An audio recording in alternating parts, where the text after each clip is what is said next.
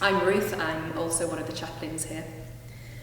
So when I go and see children and families on the wards, I usually take a variety of things with me and just see where the child might like to engage, and sometimes actually some of these activities I have also done with families or even just with parents and their own. One of our newer activities we have is some Russian dolls, and if the child chooses to make Russian dolls, then we allow the child to do it as they would like to. One child did it as an evolution of Bob. But very often children will do it, and young people, and they'll find a way of being able to share their story through what's happening and talk about what's happening to them through the play that they're doing. Looking at the Russian dolls, I did it with one young lady, I'll call her Emily, and we had quite a lot of silence as we did this activity, and initially I was thinking, oh, she's not really engaging, but actually it soon became really clear that as I was asking gentle questions, Emily was actually thinking very deeply about them, and very often would share how she was feeling about whatever it was I talked about. And it became quite a profound activity. The first one that Emily decorated, and she made them all about herself, was Happy Emily. And that surprised me, because Emily had made no secret of the fact that she really hated being in hospital. She was in a different hospital before she came here, and she was separated from her family and friends. So to hear the first doll be done as Happy was really surprising. So I just probed and asked some of the times that Emily was happy, and she'd been able to have some leave away from the ward. They were happy times. She was happy when she got different visitors. The second one she did was Excited Emily. I said, oh, excited. I said, what times make you excited? She said, well, times like when you and when Paul come and see me and we do some fun things together. And she shared a few other things about Excited Emily. And then the next one she did was Sad Emily. But I noticed that Sad Emily had a feather in her hair, and I commented on that. I said, but Sad Emily's still got a feather. She said, yes. She says, because even Sad Emily can be happy at times. So we had a whole conversation about our emotions and how it's okay to have many different emotions in one go. This young girl actually did have faith, and so we talked about the Psalms and the Bible and how they're full of different emotions, good and bad and ugly, and actually how it was okay to have all of those emotions but know that we're still loved.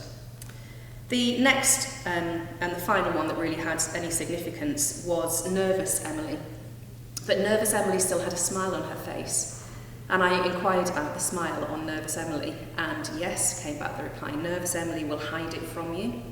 And that led us into a conversation of the people that she could talk to while she was in hospital about things that were making her nervous, so that she wouldn't have to face these things on her own. So it became a really quite a profound activity.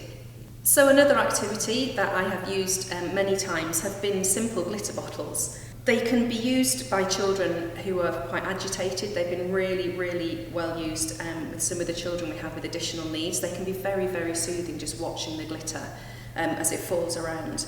I've also used it, again, helping children to talk through their emotions, and they can choose different coloured glitter to represent their different emotions. And once they've made the bottles, they can shake them. And as they watch the glitter just swirling around, they can be thinking about what it is that's making them happy, why it is a better day today, what it is that's making them really angry or frustrated, and is there someone they can talk to about these things? Are there some questions that they can ask so that they can understand what's happening to them a little bit better? And I've also done this activity actually with some parents, and it's just been a lovely, gentle activity to do as we've talked through what's happening with their child.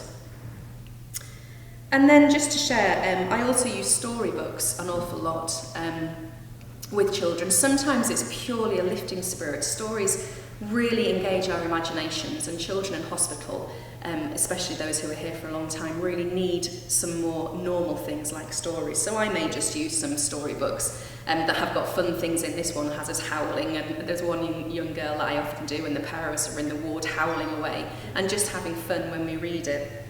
But there are other storybooks that I use that I encourage children to wonder at the end. So a storybook about special powers and what special powers do we have. And very often children realise that they've got special powers of courage and bravery, and it can just be an encouragement. Or books about change for a child who's going through a lot of change. Books about being brave or being scared, actually, and recognising that all of us have times when we're brave and all of us have times when we're scared.